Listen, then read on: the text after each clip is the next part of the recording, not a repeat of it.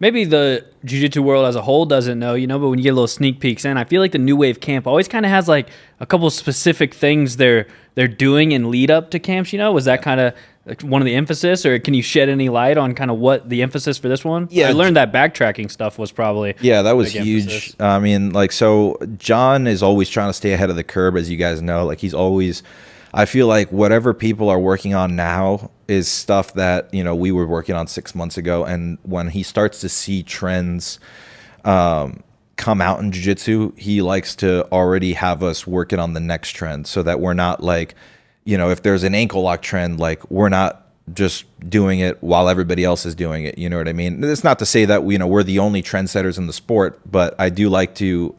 I think it kind of goes without saying that John does kind of have that little bit of an edge where he watches everybody and he's able to see. I mean, he's legitimately predicted 2 years ago, like, in 6 months, people are going to be doing this. In a year, people are going to be doing that. And it happens. So people are going to be doing this. That means that we need to be doing that, So that's definitely a huge part of our camps. And I mean, I think we're really lucky to be able to have somebody that just has eyes on everything and is able to see those things coming and, be ahead of the curve like that. And so, yeah, that's a huge part of all of our camps. And specifically for ADCC, I think, he's very good, and it's very difficult to do this, I think, in any area of life, but to play the long game. And so he's so patient and so willing to just make little incremental adjustments and kind of improvements on a day-to-day basis that ultimately build up to something big. Whereas, I think for most people, we are always looking for something that's immediate, And so having somebody who's willing to say, all right, let's just take it one day at a time. Let's game plan for the next 6 months. Let's game plan for the next 12 months. And let's game plan for the next 2 and 5 years. Like, he literally thinks that far ahead. Where he's not worried about what's going to happen in the next week. He's concerned about, okay, how is this going to impact us in 5 years? And so I think if I'm training solo, it's very difficult to do that because you don't have that kind of bird's eye view where you have one guy watching every single person in the training room, watching all of their potential opponents, watching all the matches, not just in jiu-jitsu, but in all different elements. Like, even just yesterday, we're in the training room and he's like, hey, there was a guy, during the Olympics that was, this move was working really well. I think we could tweak it and make it good for jiu-jitsu. And we're there and we're experimenting. This is just a couple weeks after ADCC. And where normally people would just be kind of relaxing in the training room and, just kind of training for fun. Like, he's already thinking, like, how can we incorporate this to be beneficial for us in the next ADCC, which is 2 years away. And so I think that you're absolutely right. There's always something that he's working on, and we are collectively working on in the training room. That's to be ahead of be ahead of trends and kind of set new trends. And the cool thing about, I think, our training room is that, yes, we are all learning from John, and we all kind of have those same systems that we, branch all of our games off of.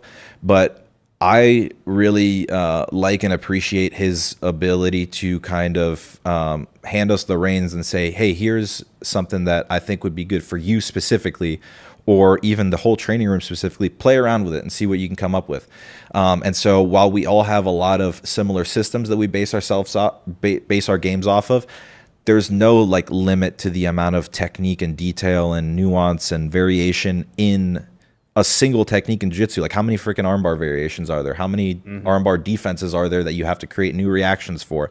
So all of our games, while they kind of come from the same, seed that he plants, myself, Gordon, Gary, Nicholas, so on and so forth, Luke, we can all kind of have our own spin off of it, which I think is really cool because it makes it so that, you don't have these same athletes in every single match. You have guys that we can talk to each other and we can speak the same language, but we're all going to have a different take on things. We're all going to have different series that we like. So we're all going to have, different takes on a similar system. And so I think that, adds a lot of value, and it also makes training fun and interesting, because it's not like this, copy and paste method. It's very much a kind of experimental and you're allowing things to kind of happen naturally. And then once you go into camps and you've developed those skills, now it's like, okay, now we just need to hone in on this stuff.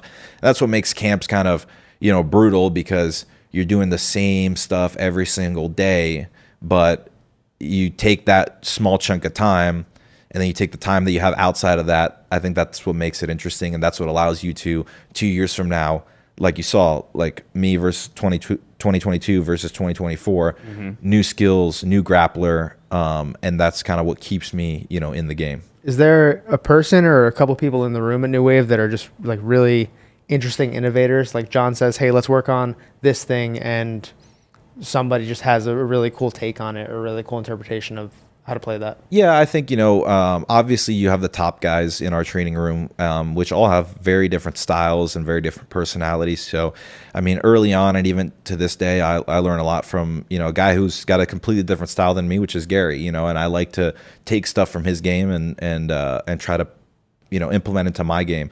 And I feel as though I've always learned the most over the course of my career from rolling with people, not just asking them questions, which I like doing, but rolling with them and just feeling what they do, and then trying to implement that on other people in the training room. So, you know, in my time when I was training with Lepre, I got to roll with, obviously he was teaching, but like I got to roll with him a lot. I can just take this off. Oh, yeah. I got to roll with him a lot, and so that allowed me to, you know, be able to pick up a lot of things that maybe he wasn't articulating because he wasn't conscious of it, or because, you know, it wasn't what, you know, the whole rest of the classroom needed. But it just allowed me to kind of be able to absorb things from actually feeling it, like in a live scenario. And so I think just based on where I am now in my grappling, the guys that are able to perform those things at the highest level are the ones that I'm absorbing the most from. Is there ever a time when you guys set out on a new trend and you go, ah, damn, this ain't it, and you abandon the trend? Like you realize, like, we're kind of going down a dead end here, actually. Oh, for sure. Yeah. I mean, like John will literally throw stuff at us and he'll say, experiment with this. Let's play around with that. You know, he'll take us after class, and sometimes we'll spend hours going over stuff, and he'll say, hey, what do you think about this? Okay, try it with a little bit of resistance and increase resistance. And then when we feel like that's not working and maybe this is bullshit, let's get rid of it, you know, let's throw. So there's definitely a lot of that. I would say that there's a lot of times there's more stuff that you get rid of than there is stuff that you keep, you know, because there's so many variables to what makes a move work, that if you don't think it can really, really work at the highest level against a bunch of different styles and a bunch of different, physical, different physicalities and stuff like that, it's probably better to dump it and pick something that's reliable, you know? So there's definitely a lot of that for sure.